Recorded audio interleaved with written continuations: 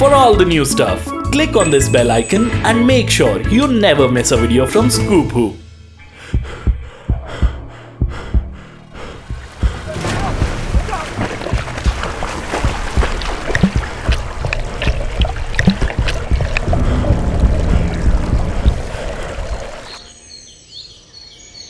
हम लोग यहाँ नहा रहे थे और नहाते नहाते जब हम लोग थक गए तो हम लोग कपड़े चेंज करने लगे।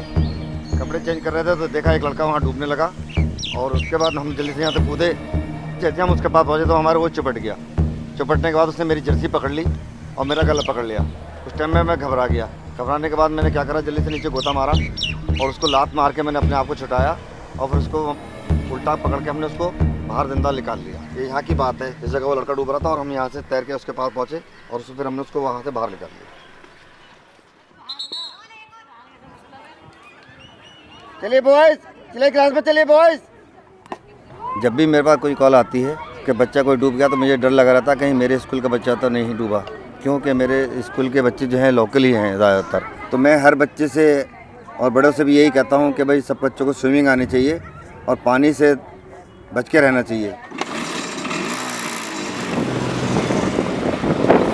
जब मैं 5वीं क्लास में था, यही वो जगह है जहाँ से मैंने पहली दफ़ा डेड बॉडी निकाली।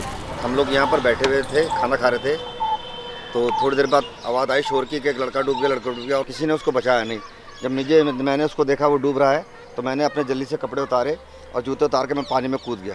पानी में कूदने के बाद मैं देखा तो वो जब तक नीचे बैठ चुका था, नीचे बैठ गया था। मैंने उसको गोता मारा तो मेरे पैर में लगा तो मैं उस टाइम पे घबरा गया कि ये क्या चीज़ लगी।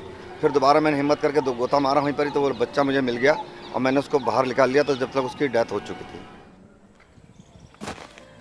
नहीं, उस टाइम कोई एक्सपीरियंस था, बस लोग नहर में नहाते थे, उसी में पानी में कभी कभी खेलते भी रहते थे, पकड़ी पकड़ा भी खेलते थे पानी में। कि एक लड़का गोता मार के ढूंढता था हमें, हम लोग 4-5 लड़के होते थे, तो उससे हमें प्रैक्टिस हो जाती थी गोता मारने की।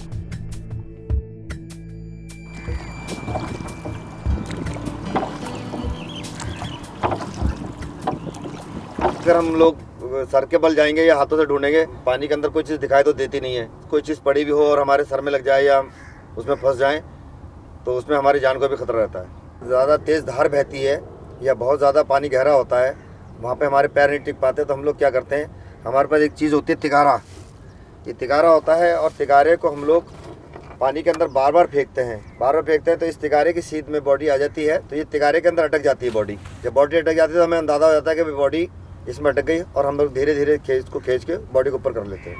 ऑक्सीजन मास्क हमारे पास कुछ नहीं होता, बस हम लोग अपना लंबा सांस लेके चले जाते हैं पानी के अंदर और जब सांस खत्म हो जाता है तो फिर दोबारा आते हैं, फिर दोबारा सांस लेके फिर अंदर चले जाते हैं। जब डूब रहा होता है तो हम उसके पास पहुंचते हैं और उसको हौसला दिखाते हैं, भाई हम लोग आपको बचाना है, हमें मत पकड़ना तुम।